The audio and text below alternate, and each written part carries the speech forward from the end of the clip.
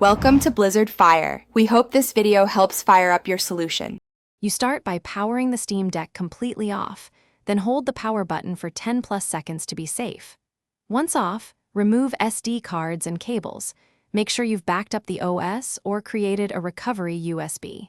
Put on an anti-static wrist strap and lay out a PH00 and T5 driver. Now, remove the 11 visible screws from the back, work methodically, and keep screws organized. Because if you lose the tiny ones, you'll stall the whole replacement. Once the back cover is off, locate and disconnect the battery cable immediately. This prevents shorting while you work.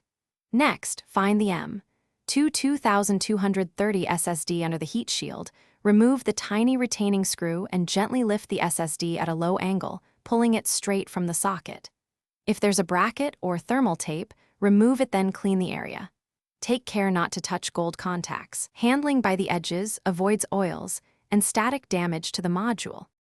You insert the new M.2 2230 SSD the same way the old one came out, low angle, firm seat, secure with the retaining screw. Once done, reconnect the battery cable, realign the back cover, and tighten screws evenly without over-torquing.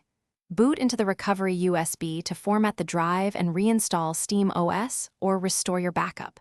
Make sure to check storage is recognized in settings. If the deck doesn't boot, reseat the SSD and battery connector.